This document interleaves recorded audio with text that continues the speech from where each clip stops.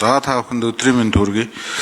Энэ хөдөө орон нутаг аймгийн төвүүд маань одоо бас утааны асуудал Улаанбаатараас дутхааргүй асуудал болсон л доо. Тэгэхээр бас л аймгийн төвүүд дээр орон нутаг дээр энэ дулаалга түлшний асуудлууд бас яригдана л доо. Тэгэхээр энэ зээлийг ер нь тэр бүсчилж олгох хөдөө орон нутагт за бүр цаашлаад одоо хөдөө малчтад хүрэх талаар ер нь тийм дэмжлэг байх уу? Ер нь энэ бас дэлхийн банк олон улсын байгууллагаас орж ирж байгаа санхүүжилтүүд байгаа гэж яриад байгаа. Энэ малчтыг хямд их усүртэй зээлээр хангаж орон сууцчуулах, амьдрах таатай орчныг бий болгох, одоо яг өвлжөө хаваржаа тэр амьдарч байгаа хэсэг дээрээ орон сууцтай болох энэ тал дээр бас ийм зүйл байгаа гэсэн энэ талаар бас тодруулж асууж байна.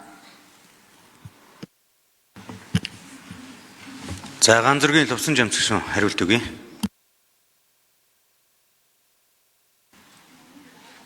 За хос хоёр гишүүндээ баярлалаа. Энэ тогтоолын төсөл батлагдсанаар зөвхөн Улаанбаатар гэлтгүү орон нутагт байгаа иргэд мөн ногоон санхүүжилтийн тогтолцоонд хамрагдах боломж нь нэгдэж байгаа.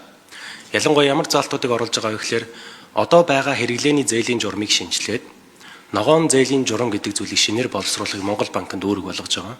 Энэ маань боловсруулагдаад гарах юм бол орон нутаг болон Улаанбаатар хотын гэр сүрэн газар амьдарч байгаа байшин болон гэртээ өрхүүд байшин гэрээ дулаалгын ногоон зээл авах боломж бүрдэнэ. Хоёрдугаарт нь хэрвээ шинээр амны орон сууц барих гэж байгаа бол тухайн амны орон сууц нь ногоон барилгын шалгуурыг хангасан мөн эрчим хүчний хэмнэлтэнд 50-аас дээш хувьтай байх юм бол энэ зээлийн журамд хамрагдах боломж нэгдэж байгаа.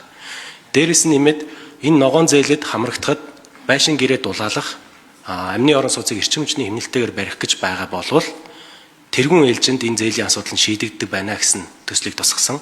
Энэ ажлынхаа хүрээнд Дулаанбаатар гээд аяныг эхлүүлж байгаа. Энэ аяны хүрээнд бол Улаанбаатар хотод байгаа 170 мянган бүрэн бус дулаалгатай байшин гэрүүдийг дулаалах ажил мөн орон даяар 130 мянган байшин гэр байгааг нийлүүлээд 300 мянган айл өрхийн дулаалгын ажлыг нь эрчимжүүлье. Ногоон зээлийн санхүүжилтэнд хамруулъя, хөнгөлөлтөө нөхцлөөр олгоё. Байгаль орчны яамнаас олгодог ногоон зээлийн татаасын хэлбэрийг нь өргөжүүлье. Өнөөдрийг хүртэл бид нэр сайжруулсан төлш зэрэг шатдаг зүйлүүд дээр хөнгөлөлт олгож ирсэн бол цаашдаа дулаалга амны орон сууц эрчим хүчний хэмнэлттэй байх мөн ногоон барилгын шалгуурыг хангасан байх юм бол тэргүй ээлжинд хамрагддаг болёо гэсэн ийм зохицуултуудыг оруулсан байгаа.